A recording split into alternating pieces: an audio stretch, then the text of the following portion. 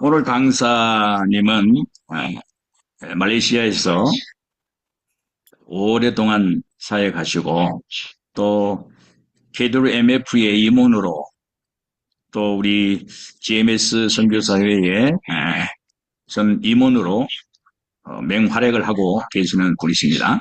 그리고 또 이번 논문이 특히 이제 은퇴 준비를 위한 논문이라서 같이 공유하기를 원했고 또 흔쾌히 같이 공유해 주시기로 우리 하셨습니다. 우리 장명석 선교사님의 자세한 안내는 소개를 본인이 조금 더 해주시고 시작하시면 좋겠습니다. 우리 장명석 선교사님 환영하겠습니다. 네, 여러분 반갑습니다. 반갑습니다. 제가 이제 PPT를 올리겠습니다. 있는 네, 신입 선교사님, 그분 장인을 네, 잘 보이시나요? 네, 어, 예, 강의를 시작하도록 하겠습니다. 가능하면 음소거를 해주시고 또 질문하실 때는 또 푸시고 그렇게 자유롭게 하시면 되겠습니다. 이렇게 사실 그 인지도가 없는 강사인데 우리 또 여러모로 이제 미디어 선교, 문화 선교에 앞장서시는 우리 김부식 선교사님 또 제안하셔서 이전에 제가 이제 GMS 소속인데 유라시아 지역에 제가 세미나를 한번 한 적도 있고 그렇습니다. 저는 그 말레이시아 선교사고요. 네. 지난 2019년도에 미국 인디애나 그레이스 신학교에서 팀인으로 학위를 썼습니다. 논문 제목이 한인 선교사의 은퇴에 관한 연구인데 저 자신의 은퇴를 위해서도 좀 준비해야 되겠다 그런 마음을 가지고 논문을 시작했고 이렇게 연구하고 또 논문을 쓰다 보니까 정말 우리 선교사님들한테도 좀 은퇴에 대한 아, 좀 도전과 또 준비를 하시도록 권면하고 싶은 그런 마음에서 제가 이 세미나에 응하게 되었습니다. 저희 논문은 뭐 한 200배 가까이 되지만 혹시 나중에 이 PPT 외에 요약된 논문이 있습니다. 한 20페이지, 25페이지 정도의 논문이 있는데 소논문으로 이렇게 압축한 논문이 있기 때문에 필요하신 분들은 알려주시면 제가 드리도록 하고요. 그래서 그 선교사 은퇴에 관한 여러 가지 할 말이 많죠. 우리가 사역하고 이양하고 또 은퇴하기까지. 또 은퇴에는 여러 가지 성경적인 의미도 있고 또 일반적인 은퇴의 의미도 있고 그렇습니다. 아, 우리가 이 은퇴에는 우리가 무엇보다 정신적으로 은퇴에 대한 마음의 각오와 준비가 있어야 되고 또한 가장 실제적인 은퇴 이후에 어떻게 살아갈 것인가에 대한 심각한 그런 고민과 준비가 있어야 될 줄로 믿습니다. 데이비스 이분이 예, 서턴이라는 분은 미국 NBA 아시죠? NBA 계시다가 이제 은퇴하신 분인데 이분이 인생의 황금기는 은퇴 이후에 시작된다라는 말을 했습니다. 은퇴 이후가 황금기라면 갑자기 그렇게 시작되는 것이 아니죠. 우리가 은퇴를 앞두고 Are you ready? 준비됐습니까? 준비가 필요한 거죠. 예.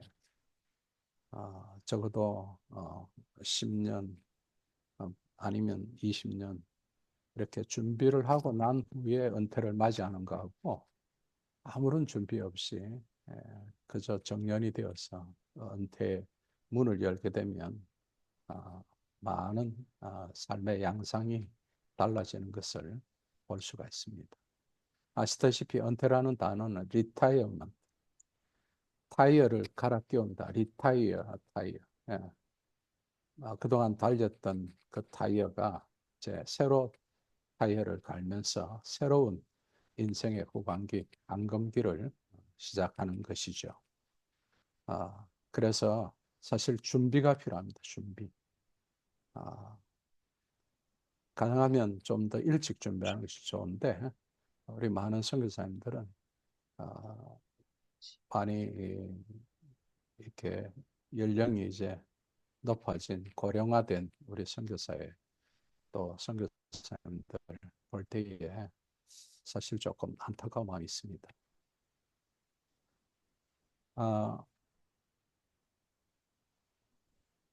2015년 3월 달 타임지 표지입니다.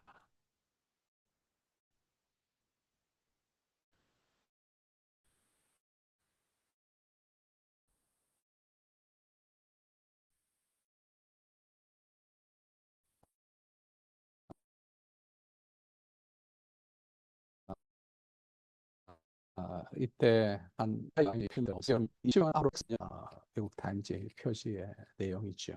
의료가 발달하고 또 먹는 것도 잘 먹게 되고 그러다 보니까 점점 이제 건강 수명 혹은 평균 수명이 점점 늘어나게 되는 것이죠. 어느새 올해부터 한국은 초고령화 사회에 진입했습니다.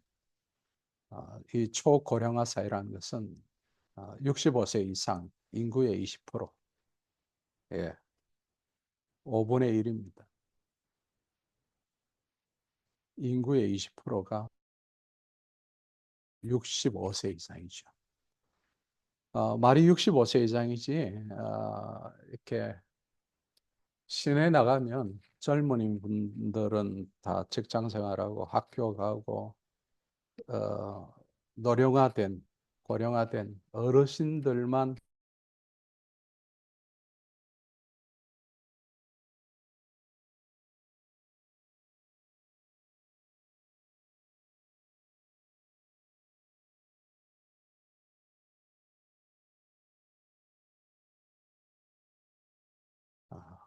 어떻게 보면 참 끔찍한 일입니다. 평균 수명이 83.5세라고 하지만 보험개발원에서는 지난해 한국 평균 수명이 90 고령화될 것이고 평균 수명이 늘어나게 될 것입니다. 앞서 말씀드린 OECD 주요 노인 빈곤율 가운데에 OECD 평균 13.2%인데 우리나라는 10명 중에 4분이 빈곤율에 있습니다. 노인 일자리가 많아지고 노인들의 근로 시간이랄까 여러 가지 다방면의 노인 취업도 많이 하지만 그럼에도 불구하고 10명 중에 4분이 빈곤 가운데에 살아가는 그런 우리 대한민국 현실입니다. 우리 선교사님들도 예의가 아니죠. 현재 우리 한국교회 상황을 한번 잠깐 생각해 보면 아시다시피 저출산입니다. 다음 세대가 점점 감소하고 있고 우리가 해외에 나와 선교하는 동안에 한국교회는 어느새 주일학교, 교회 학교가 사라지는 그런 현상들을 한국 나가면 가끔씩 보고 깜짝 놀랄 때가 있습니다. 골목에 아이들이 없고요. 교회 아이들 소리가 참 듣기 어렵습니다.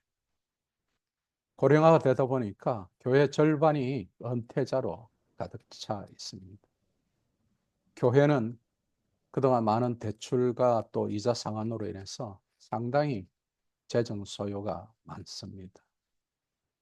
한국 경제가 저성장하기 때문에 성도들 역시도 생활이 위축되고 힘들어하고 있습니다. 우리가 한국 교회로부터 파송받고 또 후원을 받는 선교사로서 아, 한국 교회가 과연 선교사들에 대한 어떤 노후 준비를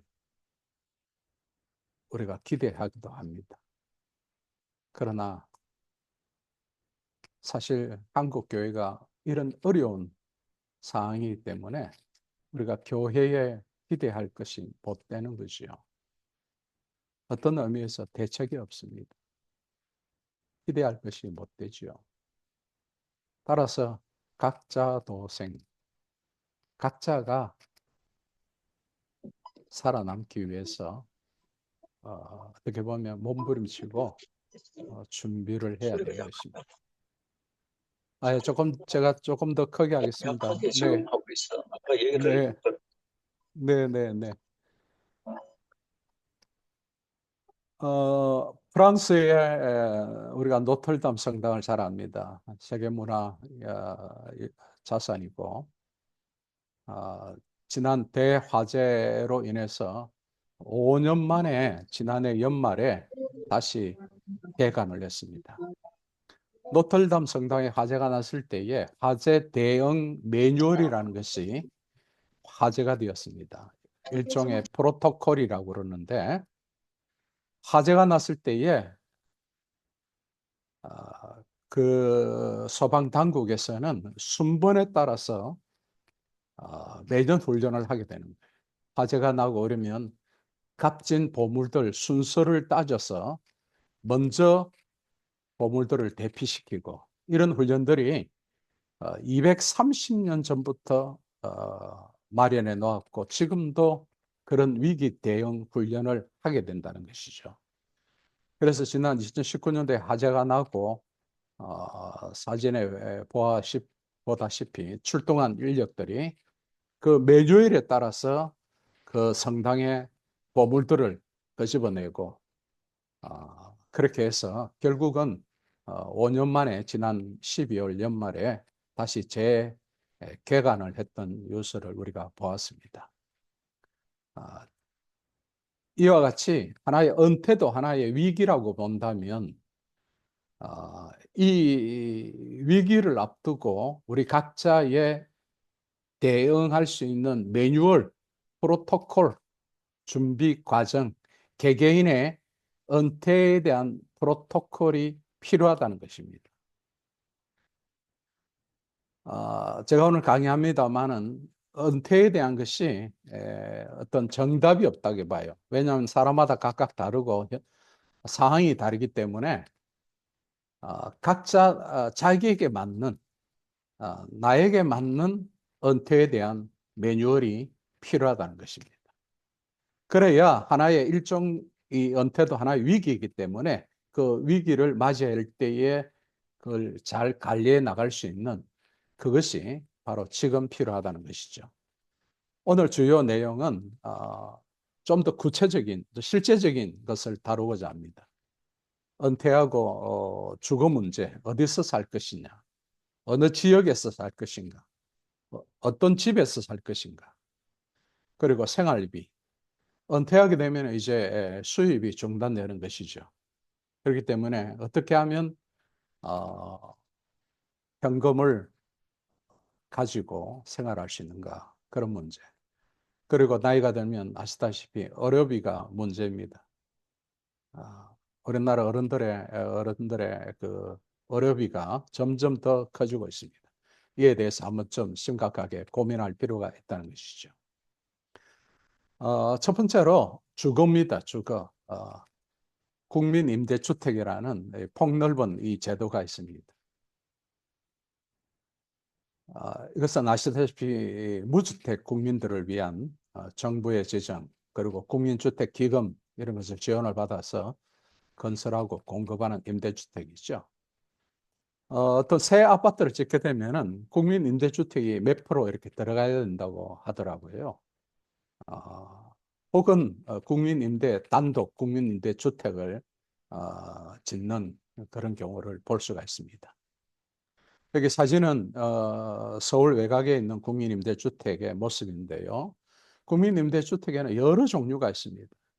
통합공공임대주택, 매입임대주택, 전세임대주택, 행복주택, 영구임대주택, 장기전세주택, 그리고 5년, 10년, 50년 공공임대주택, 또 주거복지동 주택, 이런 국민임대주택이 여러 종류 있습니다.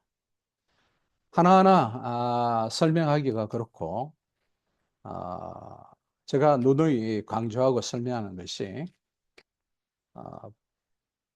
소위 말해서 본인이 발품을 팔아야 됩니다.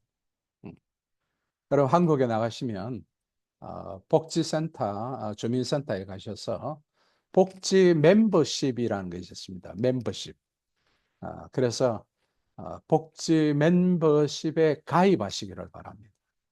그러다 보면 우리나라의 복지 서비스가 총 128개 종의 복지 서비스가 있는데, 이것을 맞춤형으로 자기에게 안내를 받을 수가 있습니다. 거기에 가입하게 되면, 혹은 인터넷 사이트 복지로라는 인터넷 사이트에 들어가 보시면은 나와 있고, 또 정부 24시 사이트에 들어가면 보조금 24시 홈 들어가면 여러 가지 보조금과 복지에 대한 여러 가지 소스 정보들을 많이 알 수가 있습니다. 복지는 내가 좀 속된 말로 내가 찾아 먹어야 돼요. 그리고 신청주의입니다. 가만히 앉아서 나에게 복지가 주어지는 것이 아니고, 한국 나가게 되면은 발품을 팔아야 됩니다. 주민센터 꼭 찾아가 보시고요. 요즘은 뭐 행정복지센터 이렇게 부르기도 하고 그러는데, 가면은 자세히 친절하게 안내를 해줘요. 그래서 나는 몇 년생이고 앞으로 은퇴를 위해서 좀 뭐 정보를 얻기 위해서 왔다 이러면 친절하게 안내해 주십니다. 그리고 복지 멤버십이라는 것을 반드시 내가 가입할 수 있도록 여러분 힘써야 됩니다. 그러면 메일로 이렇게 연락이 와요. 그리고 이제 폰으로 연락이 온다든지, 물론 우리가 해외에 살기 때문에 사실 물어보면, 그러나 여러 가지 정보나 이런 그 혜택들, 여러 가지 안내들을 받을 수가 있습니다. 여러분 꼭 기억하시고, 여러분 주민센터나 이런 데 가셔서 이런 복지, 내 나이에 맞는 복지 혜택이 무엇이 있는가 찾아야 됩니다. 문을 두드려야 되는 거예요. 신청해야 됩니다. 가만히 있으면 절대 안 됩니다. 찾아보고 연구하고 두들겨야 돼요. 국민임대주택 여러 종류가 있는데 여기에 자격이 있습니다. 무주택자, 그리고 본인뿐만 아니라 가족들이 다 이 무주택자가 돼야 됩니다. 그리고 전년도 도시근로자 가구당 월평균 소득의 70% 이하 자산이어야 되고, 세대원들, 뭐 부부라든지 가족이 있다면 총 자산의 가액이 3억 4,500만 원 이하여야 되고, 자동차도 3,700만 이하여야 됩니다. 그러니까 아마 제가 볼 때는 그 가족이 차가 두 대가 있다. 좋습니다. 그 두 대 가격 플러스 총 가액이 3,700만 이하여야 됩니다. 그리고 이 청약 통장이 필요하지 않는 국민 임대주택도 있고요. 청약 통장이 필요한 국민 임대주택이 또 있습니다. 그러니까 이것도 역시 본인이 잘 살펴서 청약 통장이 없지만 국민 임대주택을 신청할 수 있는 그 지역의 거주자, 지역의 주소록과 거주가 있어야 되고, 전용 면적 50제곱미터 미만의 주택은 청약 통장이 필요하지 않습니다. 그러나 50제곱미터 이상, 그러니까 한 60제곱미터나 이를 더 이상일 때는 청약 통장이 유리합니다. 아시다시피 청약 통장도 점수제로 하죠. 점수제. 가입 기간이나 청약 통장의 가입 기간이나 횟수나 이런 것들을 봅니다. 그리고 가족 수도 보고요. 그렇게 해서 점수를 따져서 하기도 합니다. 임대주택의 평균 임대료는 한 28만 원 정도 평균입니다. 그리고 보증금은 평균이 3,700만 원 정도입니다. 그러니까 조금만 힘쓰면 국민임대주택에 들어갈 수가 있습니다. 아시다시피 뭐 나는 재산도 없다, 아무것도 없다 이러면 국민 최저생활비라는 제도가 있어서 100만 원 이상 받을 수가 있습니다. 역시 이것도 한국에 나가시면 꼭 본인이 주민센터나 행정복지센터 이런 데 가셔서 본인의 형편들을 알리고, 그러면 본인의 그 재산이라 여러 가지 산정 기준들을 그게 주민센터에서 다 해줘요. 거기서 다 정보가 있기 때문에 한국에 내 재산이 얼마 있고 내 예금이 당장 지금 예금을 보는 것이 아니라 한 10년 이전부터 다 살피게 되는 것입니다. 거기 다 데이터가 되어 있기 때문에 자세하게 안내를 받을 수가 있습니다. 자, 이렇게 국민임대주택, 집이 없는 경우는 가장 손쉬운 방법이랄까, 정말 적극적인 방법이 이런 국민임대주택을 내가 찾는 거라면, 또 하나 국민임대주택이 여러분 아시다시피 이 수도권이나 이런 데 비하면 지방에 가면요 훨씬 더 조건이 좋습니다. 뭐 어떤 면에서는 요즘 뭐 빈집들이 많거든요. 네, 그런 빈집들 싸게 살 수도 있습니다. 그렇기 때문에 얼마든지 은퇴하고도 만약 한국에서 노후를 보낸다면 이 주택 문제에 적극적으로 나서서 본인이 알아보면 뭐 큰 부담 없이 얼마든지 주거지와 집을 구할 수가 있습니다. 뿐만 아니라 우리 선교사님들이 은퇴하고 나서 은퇴 마을에 갈 경우가 있습니다. 미국의 예를 먼저 든다면 노스캐롤라이나 블랙 마운틴 마을에 주로 한국에서 사역하다 은퇴한 미국인 선교사님들의 마을이 있습니다. 예, 저도 가봤습니다만은 지금 뭐 몇 분들이 얼마 전에는 한 20가정 있었는데 요즘은 또 조금 줄여진 그런 상황이기도 합니다. 이 블랙 마운틴에 관한 책이 하나 있습니다. 이름 없는 선교사들의 마을이라는 블랙 마운틴을 찾아서라는 한병선 씨의 책인데 여기 보면 이 선교사 은퇴촌, 은퇴 마을에 대해서 아주 자세하게 잘 나와 있습니다. 한국의 은퇴 마을 대표적으로 추천하고 싶은 생명의 빛 홈타운 예수 마을이라고 하죠. 경기도 가평에 있고요. 18평 34세대가 있습니다. 미랄복지재단 홍정길 목사님이 그 재단에서 운영하는 것으로 참 시설을 잘 해놨습니다. 왼쪽은 그 은퇴마을 예수마을의 전경이고 오른쪽은 예수마을에 있는 교회에서 예배하는 모습입니다. 조금 살펴보면 본관동입니다. 본관동 이렇게 지어놓고요. 시설은 뭐 테라스, 피트니스 센터, 도서실, 상담실, 업무실, 관리실, 그리고 사무실과 지하 식당, 카페, 주차장 이렇게 되어 있습니다. 주거동 A동, B동이 있는데 주거동도 깔끔하게 잘 해놨습니다. A탑이 18평, 1층에 12세대가 있고요. 거실이 넓게 있습니다. 발코니도 있고 방이 있고 그렇기 때문에 뭐 두 부부나 살기에는 뭐 그럭저럭 아주 적당합니다. B타입의 18평도 24세대가 살 수 있고 역시 주방과 거실이 넓고요. 방도 크고 또 발코니가 잘 되어 있습니다. 사진들을 이렇게 살펴보면 이렇게 방이 있고 그리고 부엌도 잘 가꿔져 있고요. 예, 거실과 또 아주 깔끔한 그런 분위기를 볼 수가 있습니다.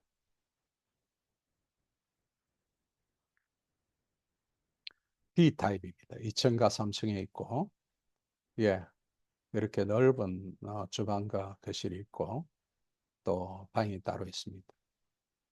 예, 베란다가 또 덜지막 있고요. 예, 방도 제법 생활하기에 괜찮습니다. 2층과 3층의 모습입니다. 창밖에 이제 교회 예배당이 있는 곳이 보이기도 하고요.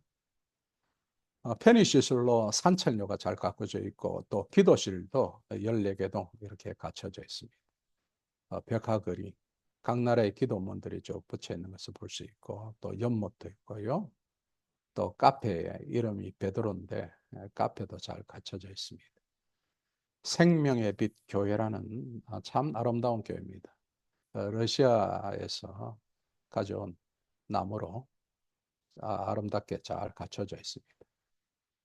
한국의 아름다운 교회 10교회 가운데 포함될 만큼 참 아름다운 예배당으로 자리 잡혀 있습니다.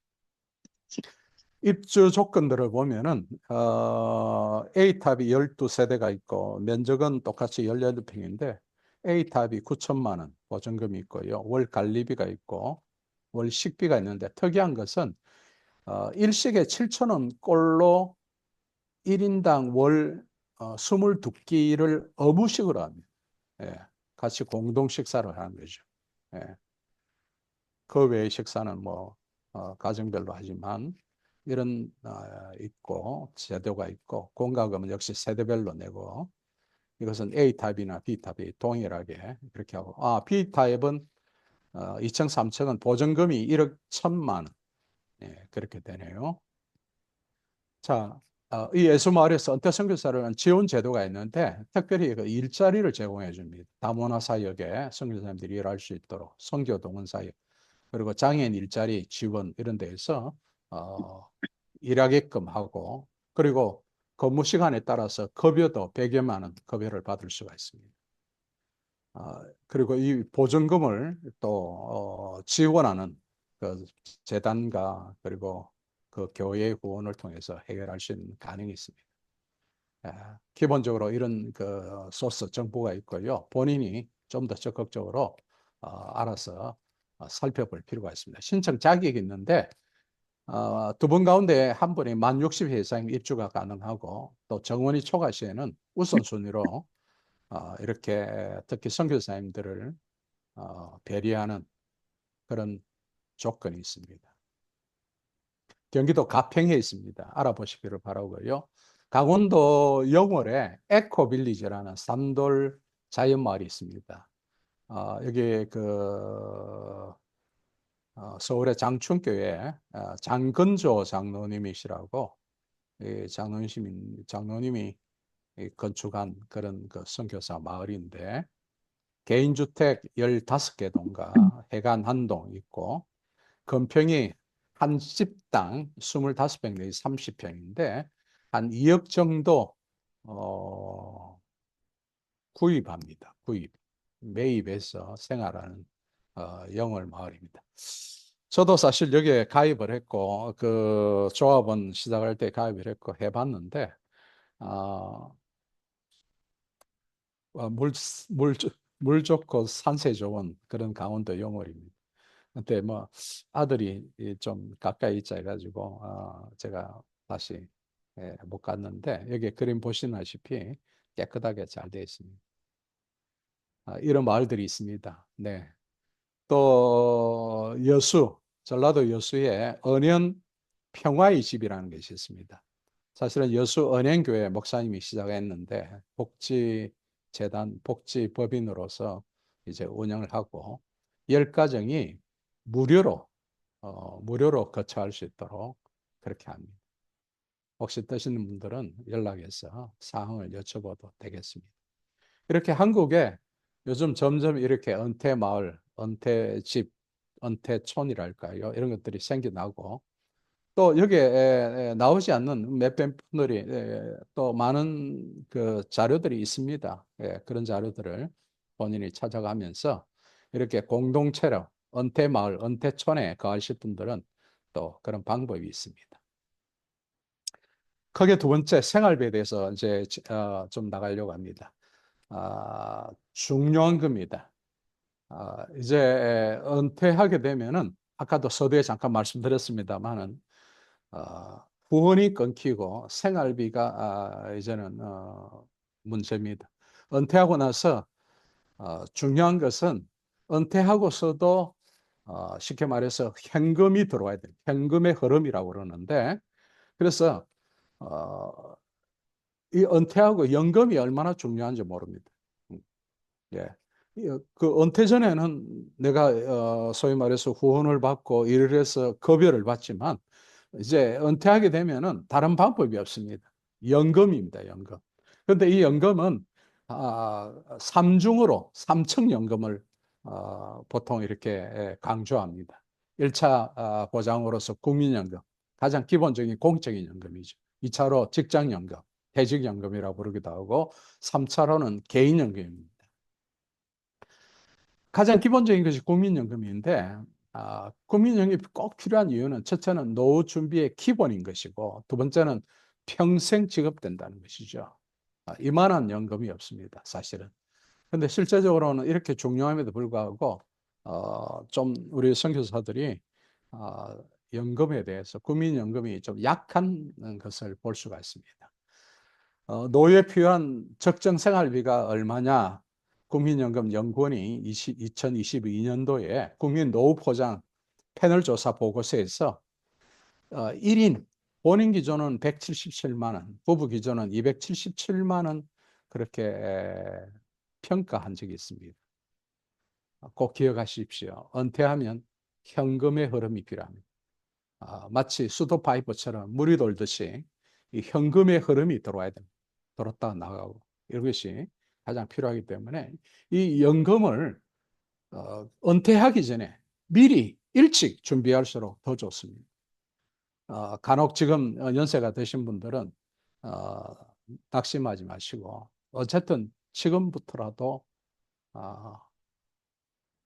속된 말로 빡세게 은퇴 이후에 현금 확보를 위해서 힘써야 합니다. 아까 말씀대로 3천9조의 노후소득 보장 장치가 있는데 가장 기본적인 국민연금, 두 번째로 직장에서 퇴직한 퇴직연금, 그리고 개인연금이 필요합니다.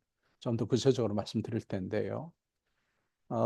특별히 우리 선교사님들은 이 퇴직연금이 약합니다. 개인연금은 본인이 알아서 하는 건데 국민연금은 공적연금이고 우리가 해왔고 그리고 이 직장연금 우리 선교사이기 때문에 선교사의 은퇴연금이 참 이게 부족한 거예요. 지금 잘하고 있는 교단이 고신하고 통합입니다. 감리교도 잘하고 있고요. 이분들은 목회자 연금에 불입합니다. 의무적으로 불입하게 하는 거예요.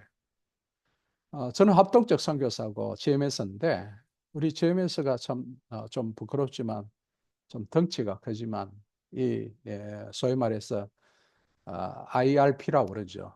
Individual Retirement 연금, 펜션. 이게 좀 약해요. 그런데 합동적 저도 GMS 선교사입니다만은 대안이 있습니다. 우리도 목회자 연금이 있거든요. 그래서 교단에 우리 합동적 선교사님들은 참조하십시오. 교단의 목회자 연금에 가입하십시오. 저도 가입한 지 몇 년 안 되는데 그 은퇴 70세 기준으로 은퇴를 한다면 내가 적어도 10년 정도 불입한다든지 아니면은 뭐 몇 년이라도 불입한다든지 그러면 확정액이 있고 내가 은퇴하고 10년 동안 받겠다. 15년 동안 받겠다. 아니면은 종신으로 받겠다. 이렇게 하면서 내가 불입한 만큼 종신이면 매달 들어오는 것이 좀 적을 것이고 10년이면 좀 더 많을 것이고 15년이면 좀 줄어질 것이고 이런 식으로 저 같은 경우는 은퇴하고 이 목회자 연금에 가입하고 저는 15년 받겠다. 85세 받겠다. 그렇게 했습니다. 85세 이후에 뭐 특별히 의료비 외에는 뭐 크게 쓸 것이 없기 때문에 15년 받겠다. 이런 식으로 자기가 결정하는 거예요. 예. 그래서 합동적 우리 GMS 선교사님 가운데서는 이 목회자 교단연금에 한번 알아보시기를 바라고 지금 잘하고 있는 것이 고신이나 통합청 이런 데는 의무적으로 선교사들이 목회자 연금에 가입하도록 해서 은퇴하면 직장연금, 이 퇴직연금이 한 200만 원 선에서 놓을 수 있는 그런 제도적으로 잘하고 있는 것 같아요. 그러나 개인연금이 있습니다. 개인연금. 나중에도 말씀드리겠습니다만은 본인이 또 부지런히 이 개인연금을 알아보셔서 할 수 있는 대로 자기 여건에 따라서 최선을 다해서 연금을 불입하고 또 준비하는 것이 좋다고 생각됩니다. 자, 국민연금은 여러 가지 말이 많습니다. 뭐 나중에 고갈된다는 등 뭐 그렇게 하는데 저는 그렇게 봅니다. 우리 이 국가가 망하지 않는 한 국민연금은 그럭저럭 괜찮다 그렇게 보면 되십니다. 그리고 이 국민연금에 좀 더 받을 수 있는 노하우가 있습니다. 여기 보면 이미 계속 가입이라고 있습니다. 파란 줄에 쳐졌는데 이미 계속요. 그러니까 만 60세까지 이제 보험금을 불입하는데 내가 좀 더 내겠다. 몇 년을 좀 더 내겠다. 늘려서 내는 거예요.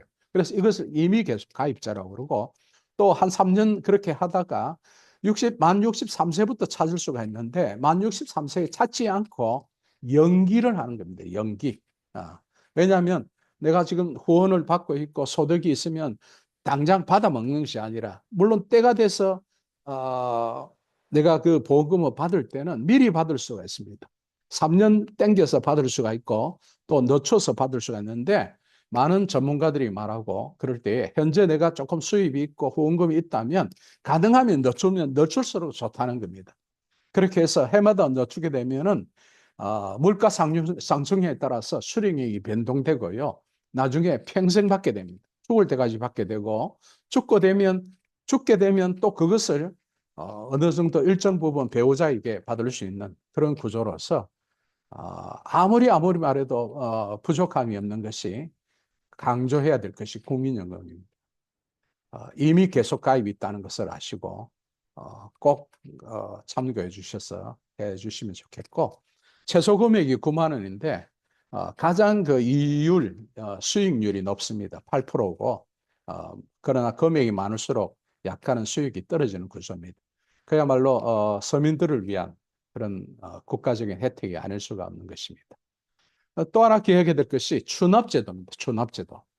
자, 예전에 내가 냈다가 좀 공백 기간, 안 낸 기간들이 있을 거예요. 이것을 국민연금 공단을 통해서 알아보고 내가 그동안 국민연금을 내다가 중단한 적이 없는지 알아보십시오.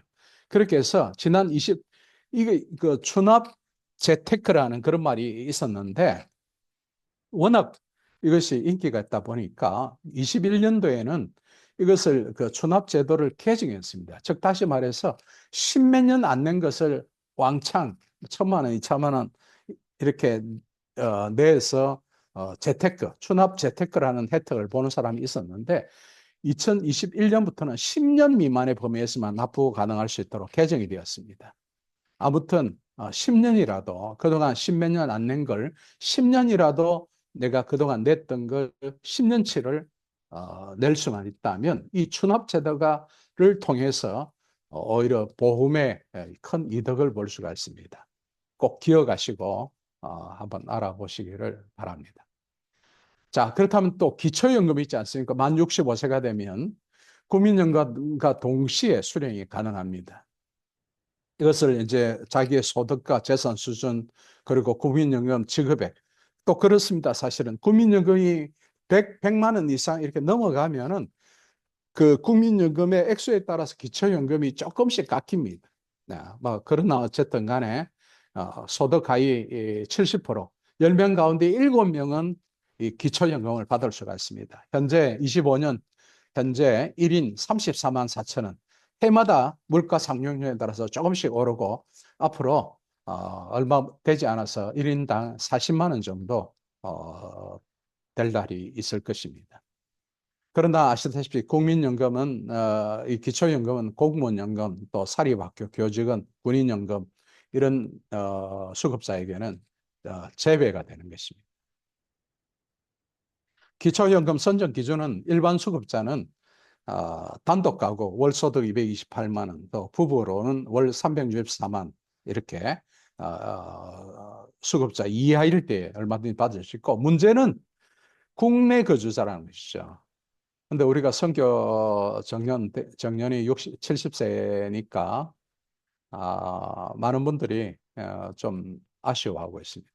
근데 이것도 연구해 가면서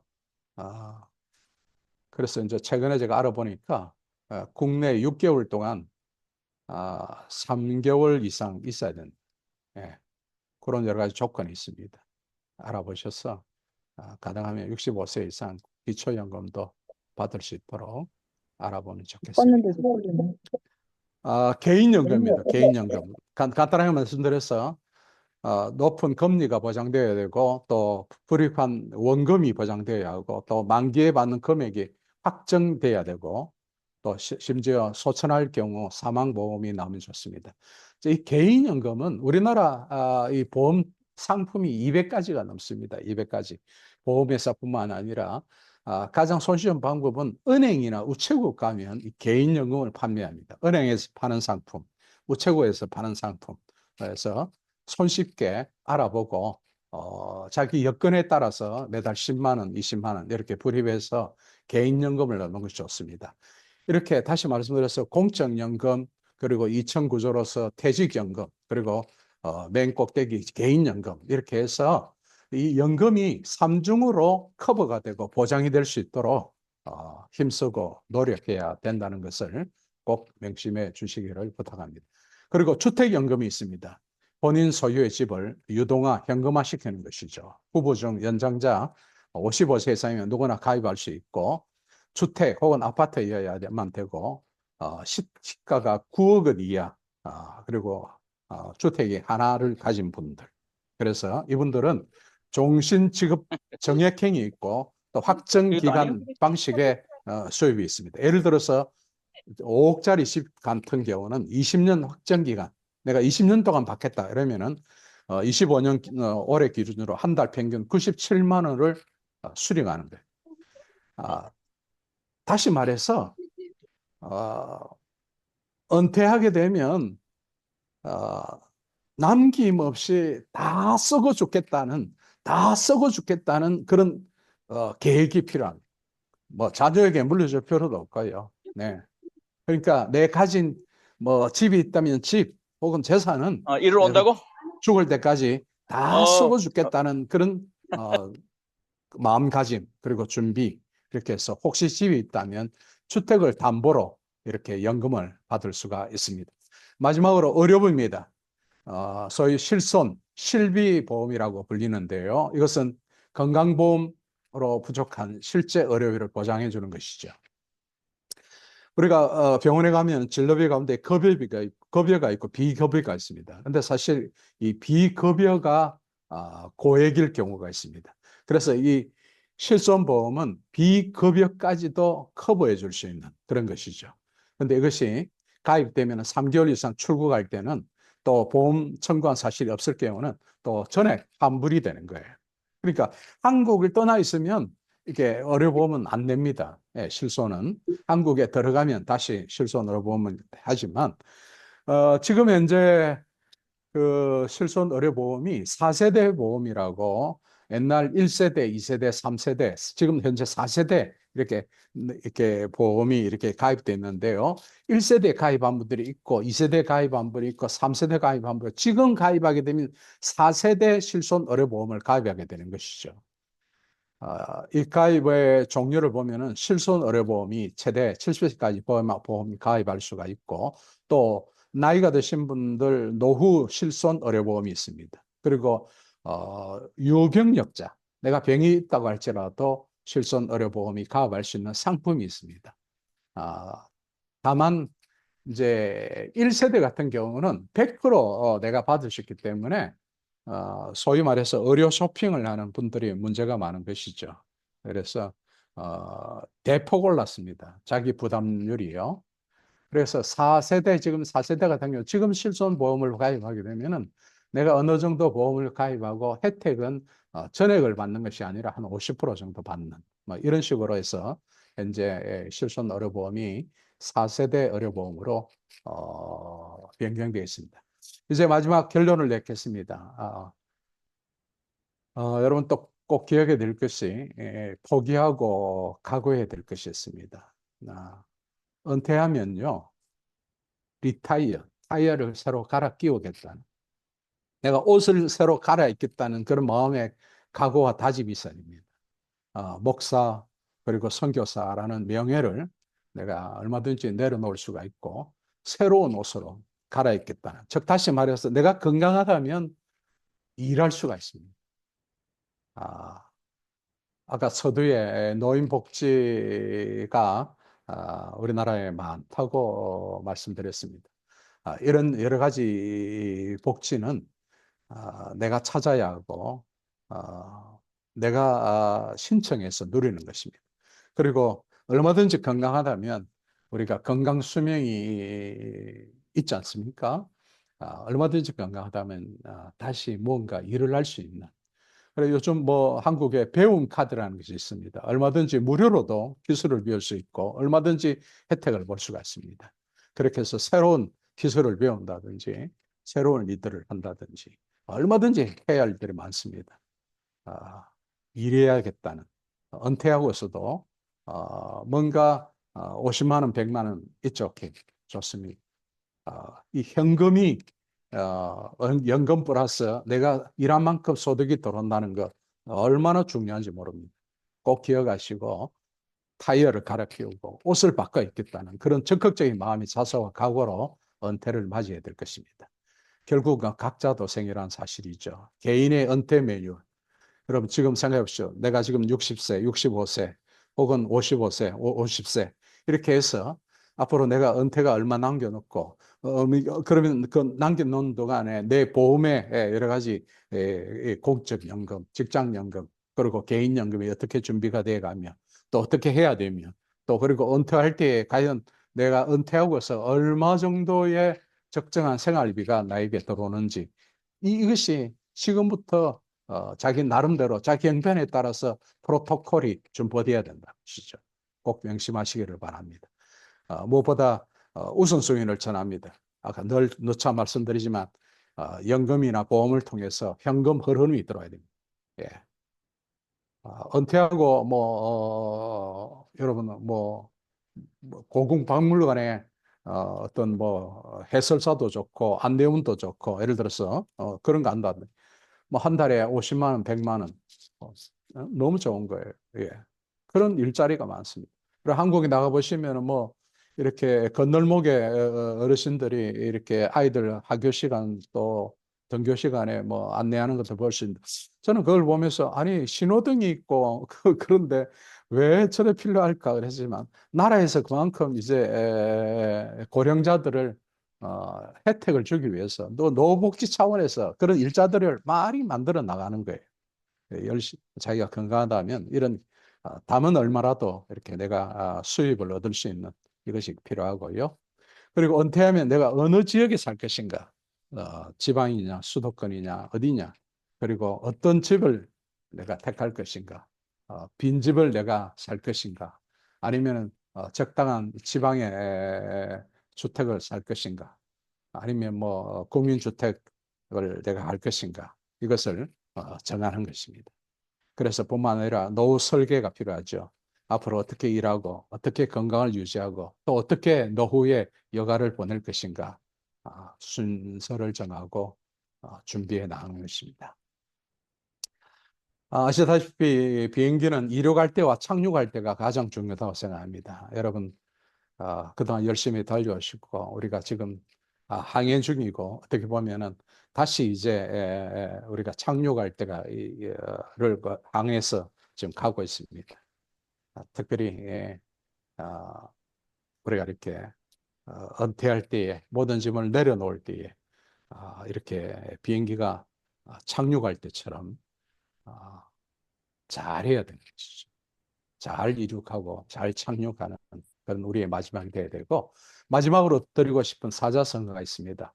호시우보, 호시우. 호랑이처럼 본다는 것이죠.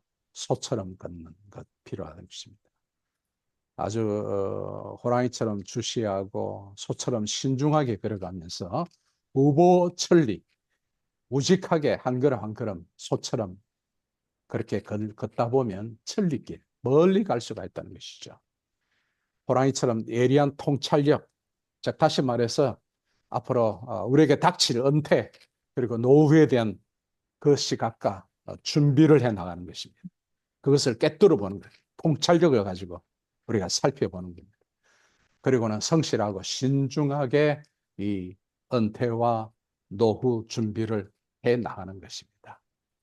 그럴 때에 우리는 질병이 없다면 83.5세고, 그리고 건강보험, 이 보험원에서는 우리나라 수명이 90세까지 본다면, 그야말로 100세 시대, 은퇴하고 길게 살면 이렇게 30년, 적지 않은 세월을 더 살 텐데, 노인 빈곤율에서 허덕이고 힘들어하는 그런 노인 세대가 아니라, 아, 멀리 갈 수 있는, 우보천리, 소처럼 우직하게 천리를 갈 수 있는 그런 통찰력과 그런 걸음으로, 여러분, 우리의 노후가 하나님 은혜 가운데에 참 복된 그런 노후가 될 수 있도록, 은퇴가 될 수 있도록 다 같이 힘써 나가면 좋겠습니다. 이상입니다. 마치겠습니다. 감사합니다.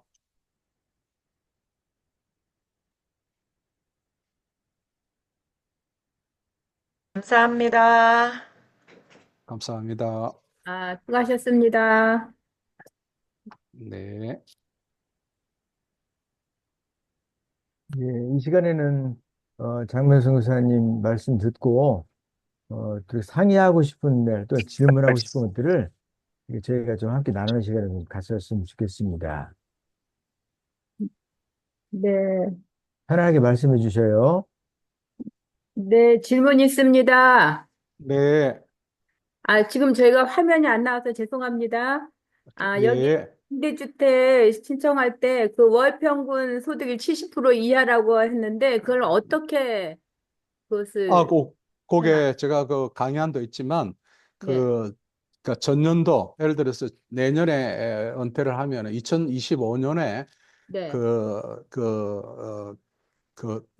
나와 있는 그 어떤 표준 소득률이 있어요, 소득이. 네, 그래서 네, 그거는 인터넷 이렇게 검색해 보면 알 수가 있는데, 네, 아까 우리가 강의했습니다. 부부 기준에 300만 원 이상, 예를 들어서 그 기본 소득, 그곳의 70%입니다. 예, 그러니까 네, 그 부부 소득의 올해 2025년 소득이 부부가 오면 뭐 보통 300만 원이 넘는데, 네, 그렇게 정부에서 정해진 하나의 소득률이 있는데 거기에 70%죠. 그러니까 네. 그러니까 그거가 얼마든지 제가 볼 때는 우리 아, 선교사님들은 네. 가능하다 그렇게 봅니다. 예. 그러니까는 일반 사람들은 그렇게 기준을 하는데 선교사들은 그 후원 내역으로 하는 건가요? 어떻게 기준을 삼나요? 우리 선교사님들은 후원 내역이 사실 정부의 자료가 있지 않죠.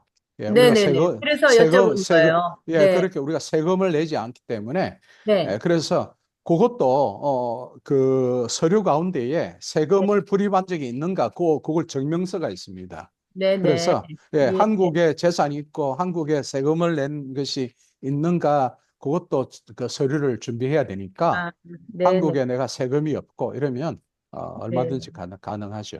네, 네, 잘 참고로 알겠습니다. 선교사님 후원금은 일용직 그런 걸로 계산이 되더라고요. 맞습니다. 네, 맞습니다. 아, 네, 네, 예, 네, 네. 네네네. 본인이 선교사라고 이렇게 신분을 밝히고요. 네. 예. 또 그렇게 해야 됩니다. 예, 네. 예, 감사합니다. 네. 그렇죠.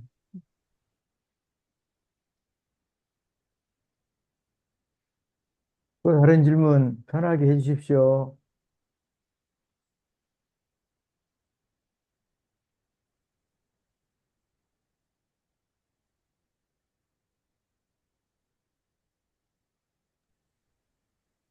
예, 안녕하세요. 조금 전에 좀 놓쳤는데요. 그 선교 후원금이 일용직 그걸로 된다고 그러셨어요? 조금 전에? 예, 제가 그렇지 않아도 이제 우리 한국 국적으로 회복해서 내가 지난주에 여기 네네. 주민센터에 내가 그걸 가서 문의를 했어요. 그러니까 네. 우리는 뭐 후원금이 일정액이 들어오기도 하지만 그렇지 않은 경우도 있잖아요. 예, 예. 그래서 나는 해외 선교사다.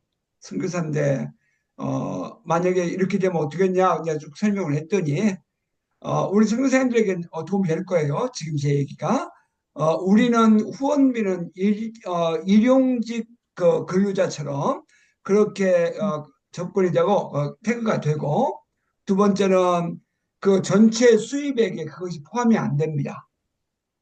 아, 그래요. 예, 예. 그러니까 이제 우리가 월급을 받는 이 근로자 같으면 그러면 거기에 이제 그 정규적인 것이 기 때문에 되는데 저도 이번에 알았어요. 그래서 내가 난 이 선교사로서 후원비가 좀 있는데 그랬더니 거기서 얘기하기를 뭐 그것이 얼마가 돼서 얼마입니다. 그랬더니 이것은 제가 일용직으로 그 일용직이라고 했던 것 같아요. 그렇게 잡아드리고 이것은 전체 금액에 포함되지 않습니다. 그렇게 얘기를 하더라고요. 아, 그러니까 우리 그래요. 저는 선교사님에게 다 동일하죠? 예, 근데 제가 얼마 전에 저도 갔었거든요. 주민센터. 예, 예. 근데 자녀들한테 받은 용돈, 뭐 선교 후원 그런 거를 자세히 다 적게 돼 있더라고요. 그래서 오케이. 3개월 동안 평균이 얼마 되는지 뭐 이런 것까지 음, 자세하게 적으라고 그러더라고요.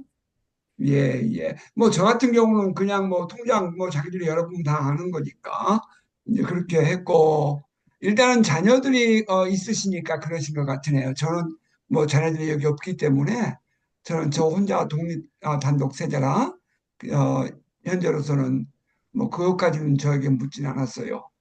네. 오케이. 이제 말씀하신 대로 어떤 산정 기준이 있어요. 예, 그래서 모든 개인 정보도 동의하고 이래야 모든 금융 정보라든지 재산이라든지 이런 것도 다 살립히고 그렇기 때문에 그 뭐 큰 재산이 없으면 뭐 웬만한 그 10명 가운데에 하위 70% 7명은 뭐 혜택을 보듯이 국민주택도 그 임대주택도 얼마든지 가능하리라고 봅니다. 한번 본인이 또 적극적으로 알아볼 필요가 있는 것이죠. 어쨌든 아까도 강조했듯이 어, 발품을 팔아야 됩니다. 주민센터에 한국에 꼭 가보시고 복지 멤버십 가입도 하시고 그렇게 해서 혜택을 자꾸 정보를 자꾸 얻을 수 있도록 그렇게 할 필요가 있습니다. 예, 우리 장승우사님, 그 네네. 복지 멤버십 얘기를 하셨는데, 네네. 제가 그 복지과에 가서 얘기했을 때는 뭐 네. 거기에 대한 가입이란 얘기는 하지 않더라고요. 그건 우리가 그러니까 예, 중요하잖아요. 본인이 그 아까도 말씀드렸습니다만은 신청주의입니다. 신청주의. 예, 이런 것을 본인이 속된 말로 찾아 먹어야 되는 것이죠. 이게 뭐 이거 어, 찾아 먹는 것은 아닌데 이런 좋은 예, 정보를 그쪽에서 먼저 알려주기보다는 내가 알아서 이런 것이 있다고 들었는데 물어보면 되는 것이죠. 예, 그리고 예. 인터넷에 그 복지로라는 사이트가 있습니다. 복지로. 오케이. 예, 예, 예, 복지로 사이트를 한번 찾아보시면 여기에 대한 정보도 조금 알 수가 있습니다. 오케이. 예, 예. 감사합니다.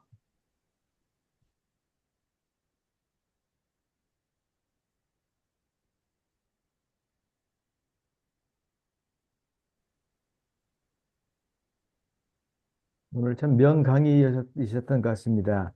질문이 많지 않고 아주 선명하게 얘기해 주신 것 같습니다. 아유, 송 뭐, 기사님, 그 자료 좀 나중에 받고 싶은데 괜찮으시겠어요?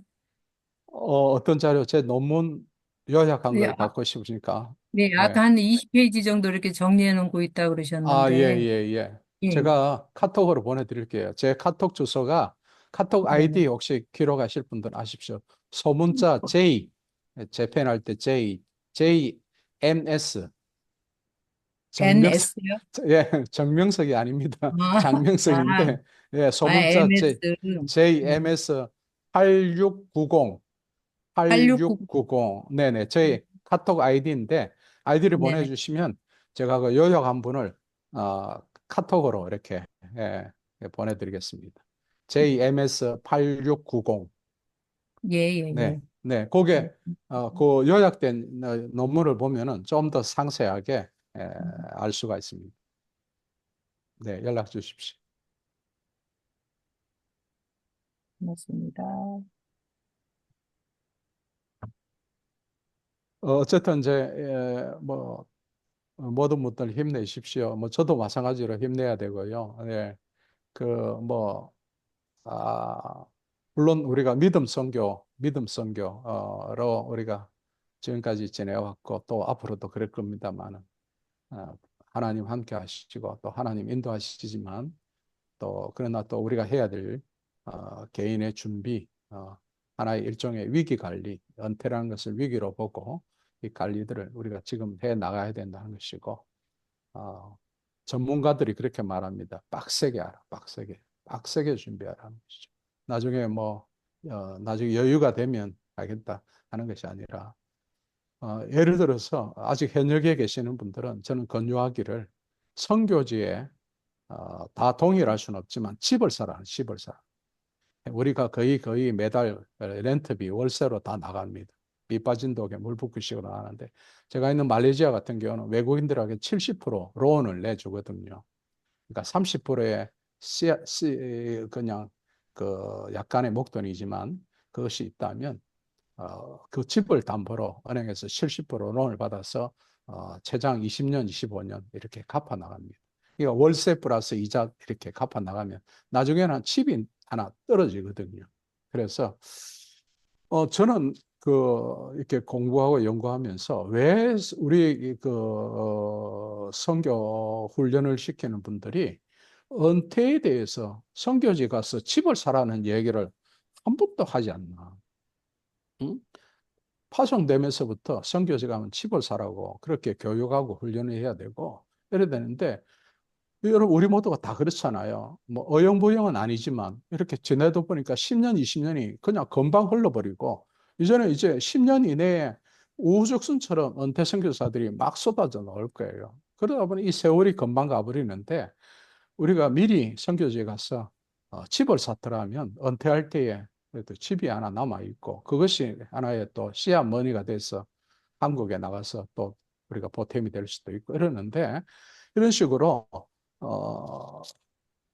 찾아보고 노력해서 선교지에서 월세로 그냥 밑받은 독에 물 받기식으로 볼 것이 아니라 할 수만 있다면 여건이 된다면 나라마다 상황이 다르지만 집을 사서 은퇴할 때에 집이라도 하나 남을 수 있도록 또 그렇게 하면 좋겠다 싶는 거죠.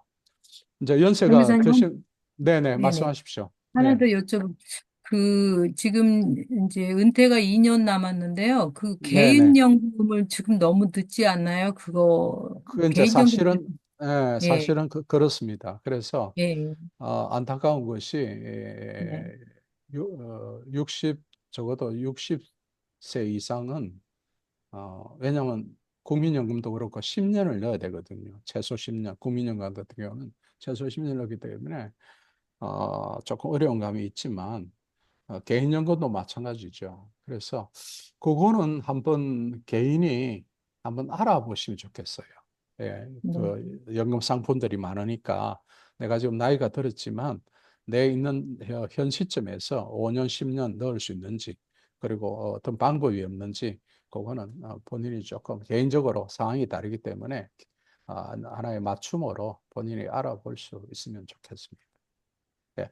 또 하나 대안은 뭐 아시다시피 어쨌든 연금도 일종의 저축이죠. 내가 나중에 은퇴하고 속된 말로 꼬박꼬박 내가 얼마씩 연탄을 받겠다는 것이 저축이기 때문에 할 수만 있다면 지금이라도 최대한 저축하는 방법이 없죠. 예, 그 방법밖에 없습니다. 예.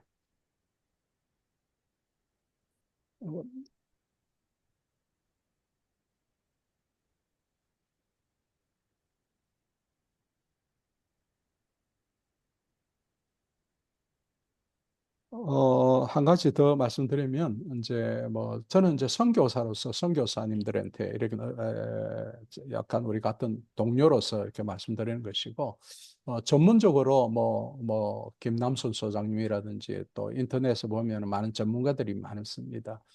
그분들 강의도 좀 찾아서 들어보시고요. 그렇게 해서, 은퇴에 관한 부분은 본인이 알아보고 또 알아보고 알아봐야 되는 거예요. 예. 그래서 요즘 유튜브에 이런 은퇴에 관한 것이 많이 있습니다. 꼭 찾아서 들어보시고 나에게 맞는 은퇴 준비가 뭐가 있는가 계속해서 연구하고 찾아보시기를 바랍니다.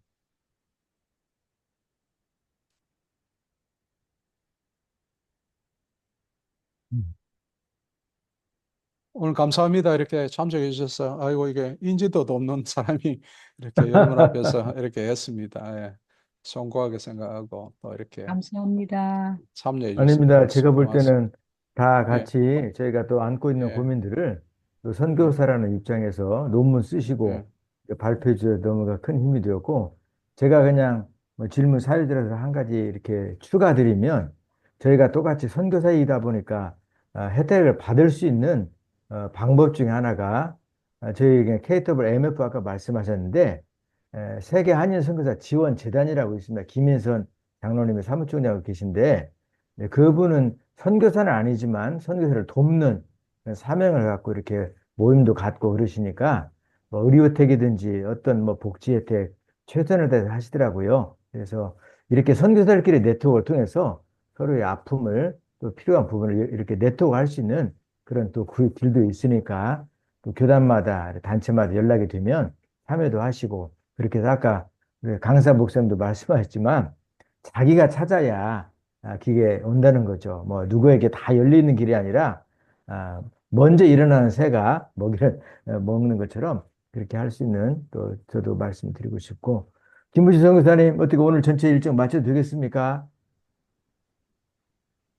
예, 선교사님이 아까 무슨 또 어떤 아, 또 모임이 있다고 하셨는데 그냥 네네네. 우리 장한혜 선교사님 마무리하시고 하시면 좋겠습니다. 네네네. 네네. 그러면 그래도 이렇게 저희가 또 모였으니까 우리 이근택 선교사님께서 마무리 기도를 한번 해주시고 저희가 이렇게 헤어졌으면 좋겠습니다. 이근택 선교사님. 예, 제가 지금 치과가 좀 치아가 아, 불편해서 그렇습니까? 화면 열지 못하고 그냥 예, 기도해도 예, 예. 되겠습니까? 예, 예. 그렇게 예, 우리 기도하시죠. 예. 기도하십시다. 살아계신 하나님, 우리의 생이 주 앞에 있고 주의 은혜 안에 있음을 고백합니다. 주님 사랑하는 귀한 동역자들이 온 마음 다하고 생명을 다해서 살아온 우리의 삶에 대한 걸음, 이제 우리의 남은 기간을 좀 더 지혜롭게, 좀 더 복되게 저희들이 마무리하기를 원합니다. 하나님 아멘. 저희들에게 지혜를 주시고 또 사람을 붙여주시고 환경을 알게 하셔서 저희들 한 걸음 한 걸음 복되게 잘 마무리해 갈 수 있도록 하나님 축복하시옵소서. 특별히 아멘. 현장에서 건강들 지켜주시고 무엇보다 사람들과의 관계에 복이 있게 하시고 귀한 사역이 잘 마무리될 수 있도록 은혜 위에 은혜를 더하여 주옵소서.